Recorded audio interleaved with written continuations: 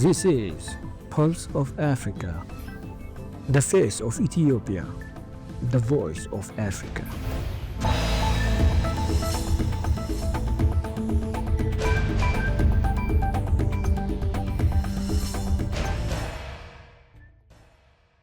Hello viewers, you're watching Pulse of Africa. I'm Jalanita Swaye for the main news. First, our top stories for today. Ugandan President Museveni visits Juba.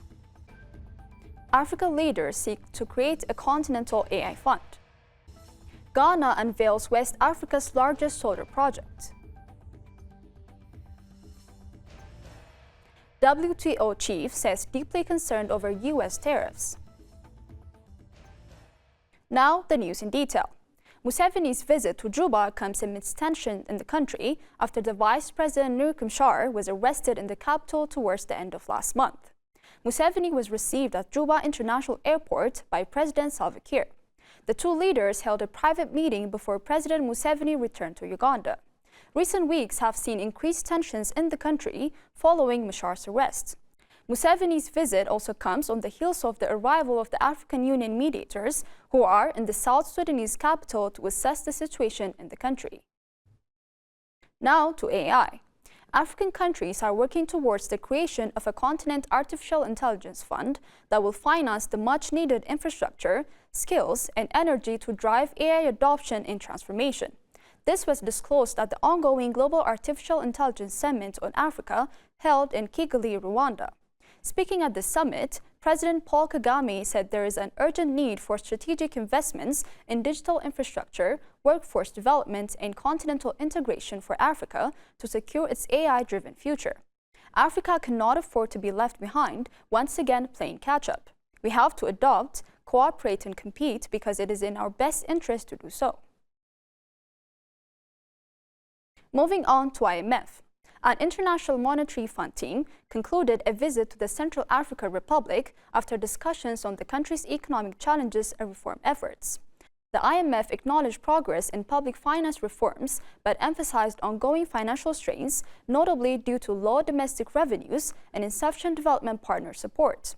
The IMF team highlighted the government's efforts in digitalizing tax administration and reducing tax exemptions, but called for more international support to stabilize CAR's finances and address its debt vulnerabilities.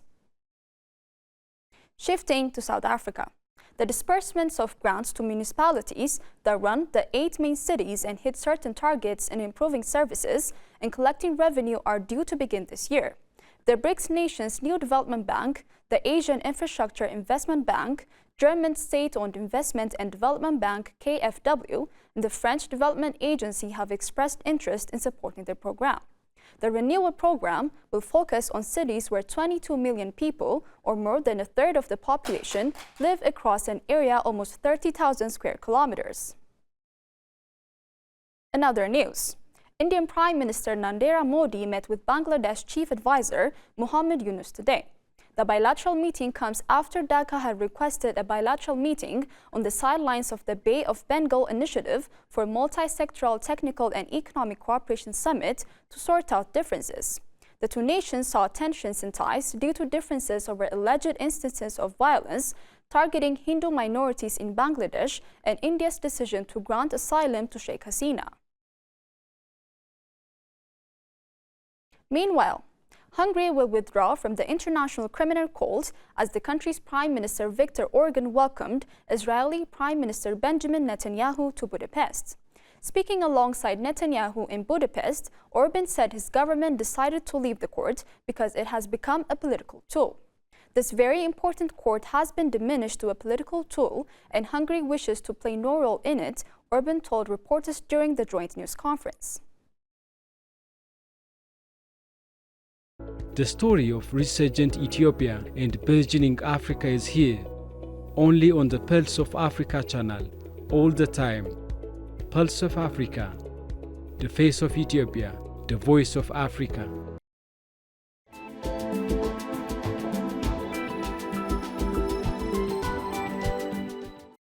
Turning to business news.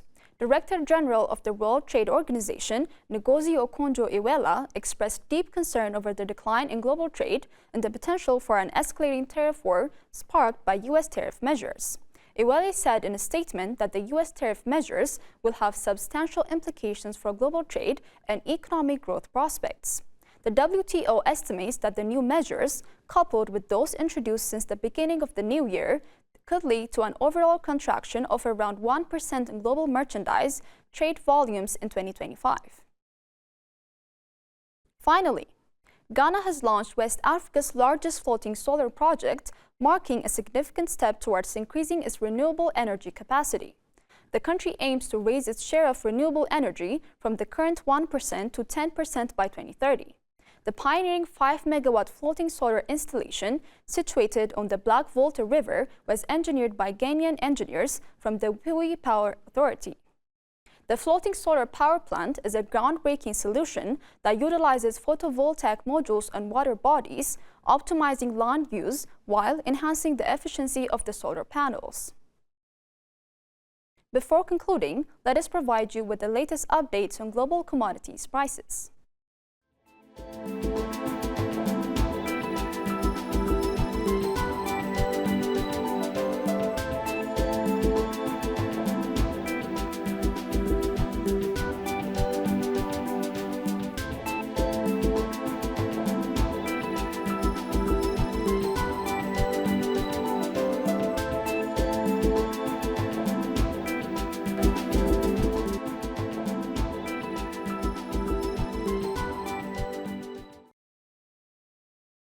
Now to weather updates.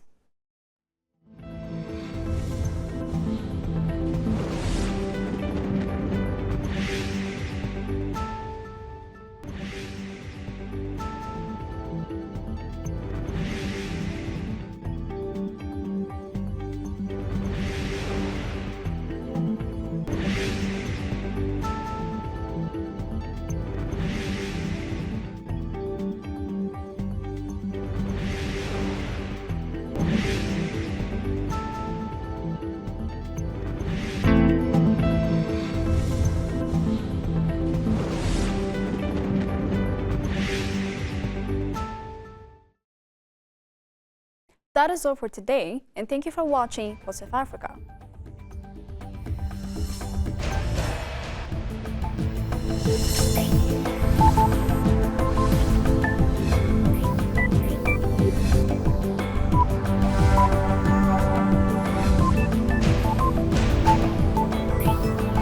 This is Pulse of Africa, the face of Ethiopia, the voice of Africa.